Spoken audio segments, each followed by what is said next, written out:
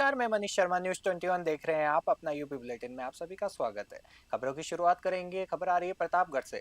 जनपद के बीद मुजाही बाजार निवासी अमरनाथ गौतम पिछले 5 महीनों से सऊदी अरब की सफल जेल में बंद है, जिससे उसका परिवार गहरे संकट में है। अमरनाथ बीते साल अक्टूबर में दिल्ली के एक एजेंट के जरिए ड्राइविंग के वीजा पर रियाद गए थे। परिजनों के अनुसार वहां मालिक द्वारा पूरा वेतन न दिए जाने के कारण उन्होंने मजबूरी में फल का ठेला लगाना शुरू किया, जिसके बाद दिसंबर में रियाद पुलिस ने उन्हें जेल भेज दिया। इस घटना के बाद से उनकी पत्नी आरती और बच्चों का बुरा हाल है। पीड़ित परिवार पिछले 5 महीनों से शासन प्रशासन और स्थानीय जनप्रतिनिधियों के चक्कर काट रहा है, लेकिन अब तक कोई ठोस मदद नहीं मिल सकी है। पूर्व मंत्री राजेंद्र प्रसाद सिंह और भाजपा जिला संयोजक सतीश सिंह ने भी इस मामले को संज्ञान में लिया है। परिवार अब केंद्र सरकार से अमरनाथ की सुरक्षा और सुरक्षित वतन वापसी की गुहार लगा रहा है। प्रतापगढ़ से गणेश सराय की रिपोर्ट देख रहे हैं आप।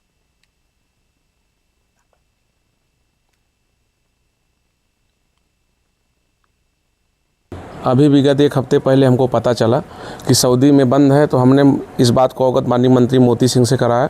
मोती सिंह ने इसमें प्रयास करते हुए विदेश मंत्री को पत्र लिखे हैं।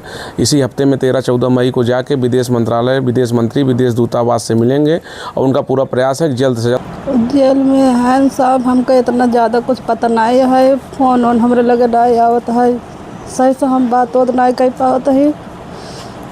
एक दो बार हमारे लगे फ़ोन कह रहे हैं ना कि हम जेल में है, लड़के कैसे कैसे देखो, बस ये इतना कह के निवासी श्री अमरनाथ अनुसूचित अपने रोजगार के सिलसिले में वह गल्फ कंट्री गए थे, जहाँ पर ये आपके द्वारा ये बताया गया है वो चालक के कार्य हेतु गए थे, लेकिन वहाँ फल बेचने लगे, जिस पर वहाँ की सरकार ने उन्हें निरुद्ध कर रखा है पिछले 6 महीने। मैं आज क्षेत्र में अभी इस कार्यक्रम के बाद जाऊंगा और 2 महीने गाड़ी चलाए, उसके बाद सब्ज़ी बेचने के बहाना कोई बात आई, वहाँ छोड़ दिए काम, छोड़ के गए सब्ज़ी बेचने लगे। वहाँ के जो है पकड़ के अंदर डाल दिया, बोले कि 2 महीने 3 महीने मतलब घर चले जाएंगे। 2 महीने बाद हमें पता चला कि अभी कोई सुनवाई नहीं हो रही है। हम तो कोई कागज़ पत्र कार्रवाई करो, तो हम वहाँ गए थे डीएम के पास, वहाँ एप्लीकेशन दिए, बोले कि महीने 15 दिन में काम हो जाएगा। अभी तक कोई सुनवाई नहीं हुई, तो मोती सिंह के पास गए थे। अभी विगत एक हफ्ते पहले हमको पता चला कि सऊदी में बंद है, तो हमने इस बात को अवगत माननीय मंत्री मोती सिंह से कराया। मोती सिंह ने इसमें प्रयास करते हुए विदेश मंत्री को पत्र लिखे हैं। बदायूं जनपद के हजरतपुर थाना क्षेत्र स्थित गंगा घाट पर एक हृदय विदारक घटना सामने आई है। यहां कल फांसी लगाकर जान देने वाले एक व्यक्ति की अतीश टीम में शामिल होने आए युवक की गंगा में डूबने से मौत हो गई। मृतक की पहचान रानू सक्सेना निवासी ग्राम नगरिया थाना उसावा के रूप में हुई है। बताया जा रहा है कि रानू अंत्येष्टि के दौरान गंगा में नहाने के लिए कूदा था, लेकिन गहरे पानी में जाने के कारण वह डूब गया। सूचना पर पहुंची पुलिस ने स्थानीय गोताखोरों की मदद से कड़ी मशक्कत के बाद शव को बाहर निकाला। एक ही परिवार से जुड़े 2 लोगों की मौत के बाद परिजनों में चीख पुकार मची है। पुलिस ने शव को कब्जे में लेकर पोस्टमार्टम के लिए भेज दिया है और मामले की जांच में जुटी हुई है। बदायूं से सचिन शर्मा की रिपोर्ट देख रहे हैं आप।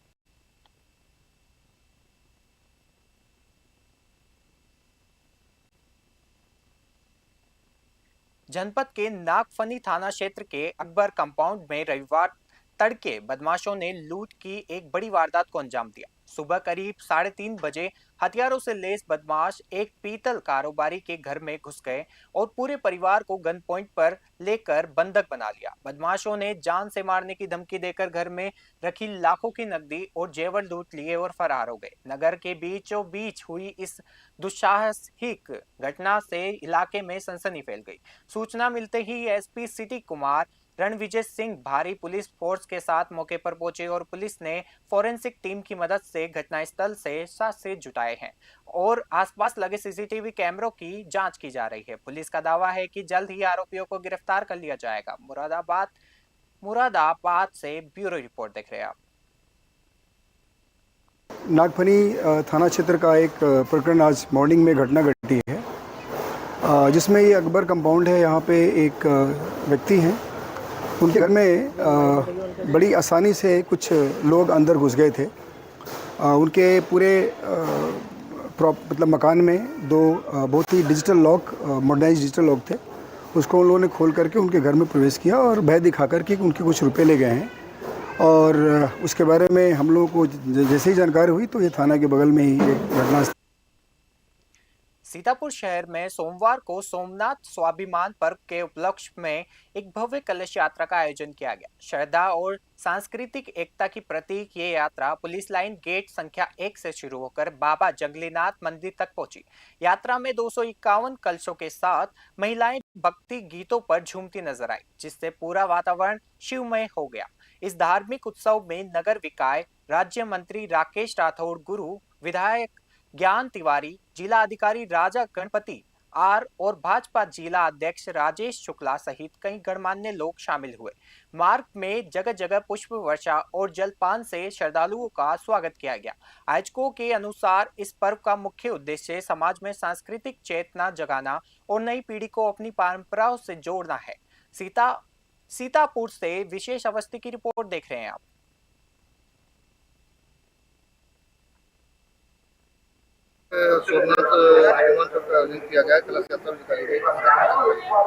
देखिए, सबसे पहले बात मैं पूरे देशवासियों का हृदय की गहराई से बधाई देता हूं।